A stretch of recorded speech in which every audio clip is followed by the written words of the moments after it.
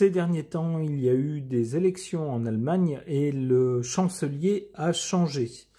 Il s'agit maintenant de M. Friedrich Merz et cet article pose la question: le futur chancelier relancera-t-il le couple franco-allemand? Alors cette idée de couple franco-allemand est un concept français. Il semble qu'en Allemagne, on soit beaucoup moins attaché à cette relation, ou tout au moins qu'on n'en fasse pas quelque chose d'exclusif. Alors pourquoi cette question est-elle importante? Eh bien, elle intervient au moment où la relation entre l'Allemagne et les États-Unis, traditionnellement forte, en particulier au niveau de la défense, vient de se prendre une sacrée douche froide. Et donc en Allemagne, on est un peu sonné, on essaye de reprendre ses esprits et surtout de se trouver des appuis. Alors, du côté de la France, notre lumière céleste voit tout le bénéfice qu'il pourrait en tirer et donc s'empresse donc de faire la danse du ventre auprès des Allemands pour leur dire: mais voyons, on est là, nous les Français, vous cherchez une défense crédible, on est là, vous cherchez une arme atomique, on est là, etc. Alors, est-ce que ces deux-là, le nouveau chancelier et puis notre lumière céleste, vont s'entendre, tout au moins sur quelques points? Alors peut-être pas au niveau personnel, mais peut-être va-t-il y avoir convergence d'intérêts.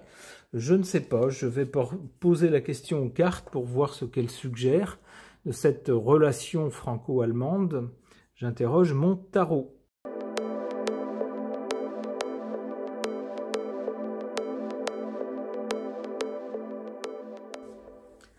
Que suggèrent ces cartes au sujet de la relation franco-allemande qui pourrait connaître des évolutions suite à la défection américaine, surtout vis-à-vis de l'Allemagne et envers l'Europe en général, disant maintenant vous pouvez vous débrouiller seul, entre autres en matière de défense, mais pas seulement.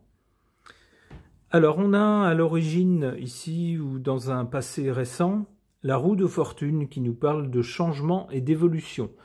Donc c'est ce dont je parlais en introduction. Le récent changement de cap sous l'impulsion du nouveau président américain crée une situation nouvelle, une situation stratégique nouvelle qui peut également affecter la relation entre la France et l'Allemagne. Pour le présent, avec la papesse, on a ici des gens intelligents, posés, qui gardent la tête froide, qui réfléchissent et qui ne disent pas tout de leur plan, qui ne révèlent pas tout au public. Alors on peut y voir des stratèges à la fois du côté français et du côté allemand. Du côté français, on se dit: ah ben chouette, si l'oncle Sam fait défection, eh ben nous, en France, on a une carte à jouer.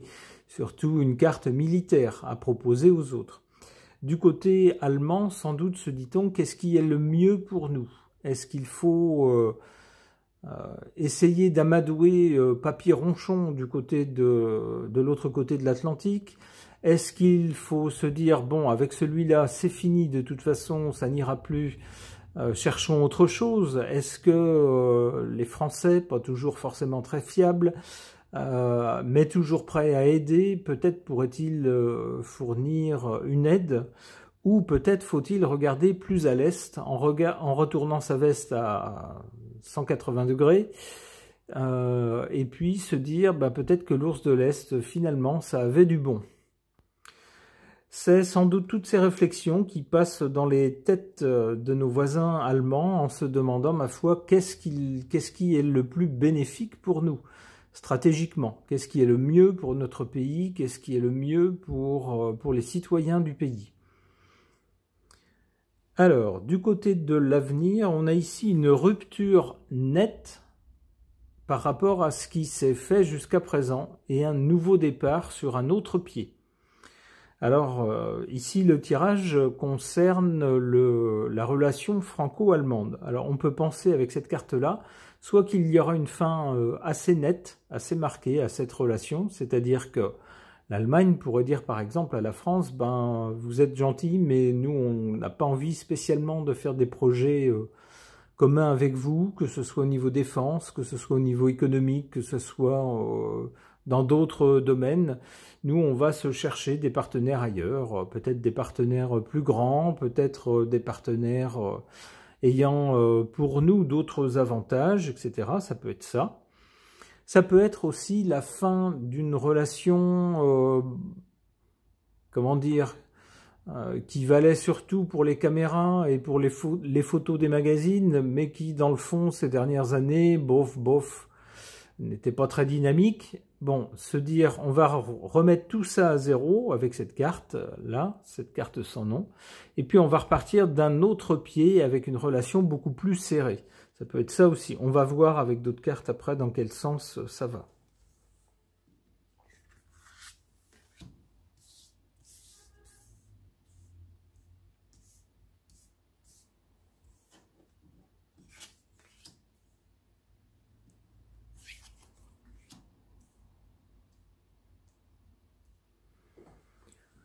En défaveur de cette relation franco-allemande, le soleil, mais ici le soleil en position faible, c'est-à-dire que ces derniers temps, ces deux pays qui étaient censés être à eux deux une force motrice du club des 12 étoiles, alors avec surtout l'Allemagne du côté économique, du côté croissance, richesse, et puis la France plus d'un côté diplomatique peut-être, même si la France s'est beaucoup affaiblie depuis, on va dire, les années 70 par exemple, eh bien ces deux pays, l'un comme l'autre, maintenant, sont deux pays qui sont proches d'une croissance économique zéro. Alors la situation est économiquement plus dramatique en Allemagne, puisque ce sont ces grosses industries qui sont touchées les unes après les autres pour diverses raisons, que ce soit le coût de l'approvisionnement en énergie, que ce soit des politiques très orientées vers le côté écologique, alors ce qui en soi n'est pas mauvais, mais peut-être le timing n'est sans doute pas bon, puisque ça force ces entreprises à des coûts colossaux qui ne les rendent pas compétitives. On voit ça par exemple en ce qui concerne la construction automobile, avec les entreprises automobiles allemandes qui se retrouvent dramatiquement dans la sauce, comme on dirait. Du côté français, c'est guère mieux. Il y a beaucoup de défaillances d'entreprises, mais surtout un budget qui est hors de contrôle, avec un déficit qui semble difficilement maîtrisable du côté de la France. Donc c'est un problème de plus de sous en France. Donc on voit que ce duo-là ne brille pas tellement ces temps-ci. En revanche, en carte favorable à cette relation franco-allemande, on a cette carte de la Maison Dieu. La Maison Dieu, c'est un événement violent, soudain, qui vient secouer le cocotier, on pourrait dire, quand c'est pas pire. Ça nous parle d'une chute de quelque chose ou quelqu'un, ça peut être ça, en tout cas quelque chose d'assez inattendu et qui ébranle le bâtiment, on pourrait dire. Eh bien, je verrai dans cette carte, justement, les récentes déclarations américaines qui, grosso modo, lâchent l'Europe et disent « Maintenant, vous allez vous débrouiller tout seul. Nous, on n'a plus à assurer votre protection. Et puis, d'un point de vue économique, on n'a pas à vous faire de fleurs non plus. » C'est un coup de tonnerre, c'est même un coup de massue. Ça correspond bien à cette carte-là. Mais cette carte-là, justement, pourrait faire que, livrés à eux-mêmes, les Européens vont très vite se dire, au moins pour ces plus grands pays, il faut qu'on trouve un moyen de s'organiser et de reprendre la main. Ça serait donc une espèce de mal pour un bien, en quelque sorte. En tout cas, un bien pour cette relation entre la France et l'Allemagne.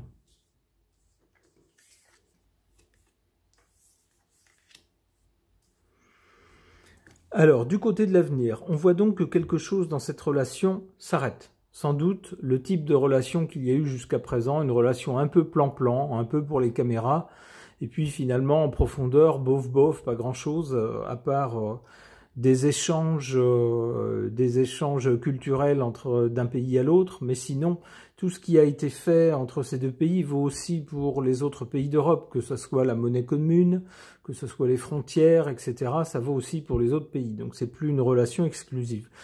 Eh bien, il est possible qu'on se dise entre ces deux pays, bon, maintenant, l'heure est grave, on oublie ce qu'on a fait jusqu'à présent, des petites choses, de rien du tout, et maintenant, on va essayer de se conduire en pays adulte et essayer de faire des choses en commun, mais des choses d'une envergure plus intéressante.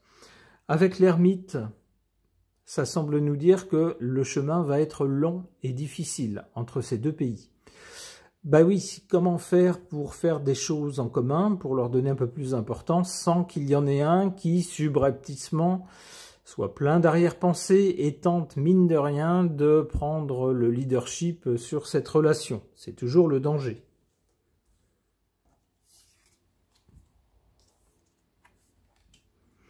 Avec le pape, il est possible qu'il y ait une sorte d'idéologie commune entre les deux pays, qui voit par exemple la nécessité après les déclarations américaines, de se débrouiller d'une façon ou d'une autre, alors qu'on s'aime ou qu'on s'aime pas, qu'on s'apprécie ou pas, c'est pas le problème. Il faut pas réagir avec les sentiments, mais plutôt avec les faits et avec des choses logiques, des choses sensées, plutôt avec la raison. Qu'est-ce qui est raisonnable de faire et qu'est-ce qu'on peut faire lorsqu'on est deux pays comme la France et l'Allemagne? Qu'est-ce qu'on peut raisonnablement faire pour essayer de se sortir de la mouise? Donc ce serait plutôt des points de vue communs ou une idéologie commune, en tout cas au niveau national et européen. La Lune pourrait nous parler d'incertitude, de choses, d'inquiétude aussi, de choses pas très claires. Ça semble nous dire que ça fait écho un peu à cette carte de l'ermite. C'est-à-dire que même si on a des idées bienveillantes en commun, ben, ça fait pas tout. Il faut un projet et pas un projet utopique, quelque chose plutôt qui tienne la route, qui soit basé sur du concret, et puis quelque chose qui soit réalisable. Allez, une dernière carte. L'empereur. Ah, on a l'empereur qui tombe juste après la lune. Je verrais ces deux cartes comme l'association de peuple et de dirigeant. Le peuple avec la lune et l'empereur, le dirigeant. Alors il y aura peut-être justement une ambition commune à la fois des peuples et des dirigeants de ces deux pays en se disant on n'est pas le même pays, on n'a pas les mêmes intérêts forcément, on n'a pas les mêmes ressources forcément, on n'a pas les mêmes problématiques, mais il y a certainement des choses qu'on peut faire ensemble, sur lesquelles on peut s'entraider. Ça pourrait être ça, et c'est peut-être quelque chose qui va apparaître à la fois pour les peuples des deux pays et pour les dirigeants des deux pays. Alors c'est comme souvent dans cette relation franco-allemande, c'est une relation assez bizarre qui n'est pas vraiment basée sur les sentiments, mais souvent sur des intérêts, on pourrait dire croisés. À un moment donné, les deux pays font face à des problématiques qui sont différentes pour les deux pays, mais où bizarrement l'un peut compter, ou du moins pourrait céder des ressources de l'autre. Ça a souvent été comme ça dans cette relation. Il semble qu'à l'avenir, c'est à nouveau ce qui va se produire. Pour des raisons différentes, et pas par sentimentalisme, eh bien, les deux pays vont se tourner l'un vers l'autre en disant, bon, essayons de construire quelque chose ensemble, ou de négocier des choses ensemble qui nous permettent de nous en sortir. Ok. Suite à l'élection du nouveau chancelier allemand, quid de la relation entre la France et l'Allemagne? J'interroge l'oracle bleu.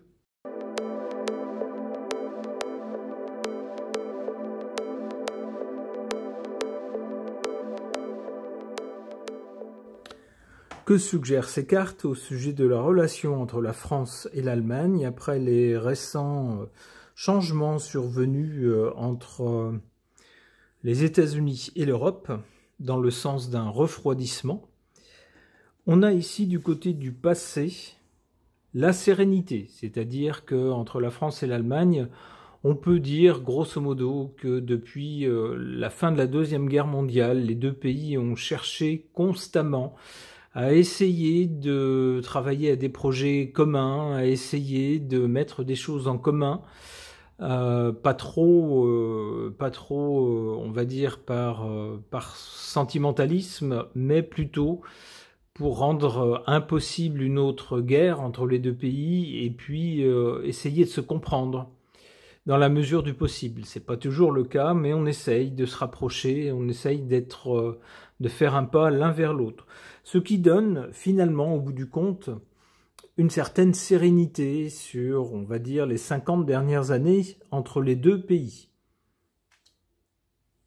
Mais voilà que, au présent, il y a des changements, nous dit cette carte. Oui, des changements, c'est l'Allemagne qui était traditionnellement considéré comme l'homme fort de l'Europe, le pays auquel tout réussit, la locomotive de l'Europe. Eh bien voilà que cette locomotive est en panne. Ça fait maintenant plus d'1 an que cette locomotive ne fonctionne plus, ou très mal, avec diverses problématiques qui s'entrechoquent et qui mettent un peu le pays dans les difficultés. Les changements, c'est aussi les changements par rapport à la relation avec les États-Unis.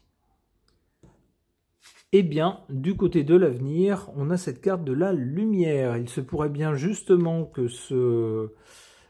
ces événements récents amènent une lumière sur ces deux pays qui sortent de leur torpeur et se disent « il faut vraiment qu'on travaille à quelque chose d'intelligent, qu'on s'entraide ». Parce que sinon, on n'y arrivera pas ni l'un ni l'autre. C'est comme ça que je comprends cette carte. C'est la lumière qui, soudain, s'allume dans la tête des uns et des autres et qui comprennent qu'il va falloir s'entraider.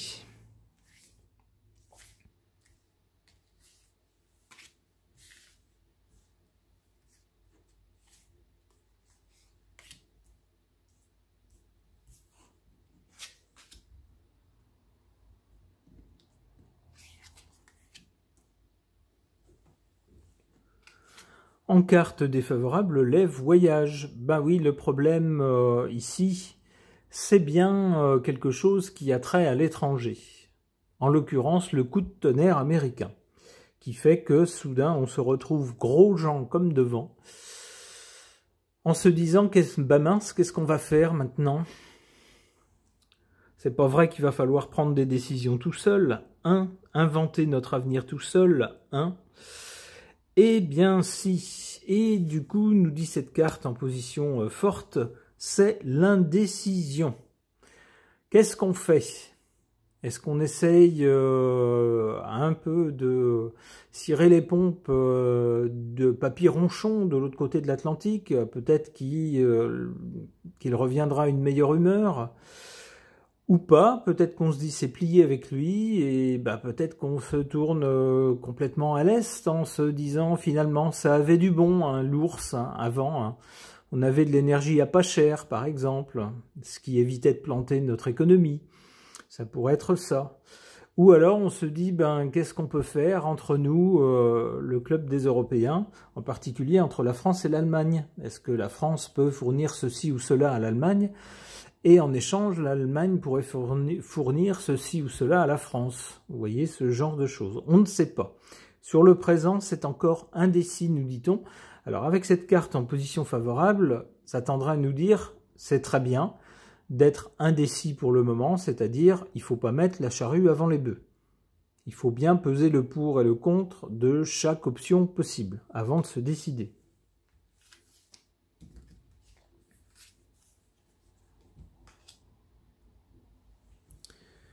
Du côté de l'avenir, pour cette relation franco-allemande, on a d'abord la lumière, c'est-à-dire qu'après les récents événements, ça y est, enfin la lumière va s'allumer dans les têtes de ceux qui nous dirigent. Et puis on va se mettre au travail, nous dit cette carte. Il va falloir travailler à des projets communs, des choses réalisables et des choses qui soient gagnant-gagnant, comme on dit, qui profitent aux deux parties.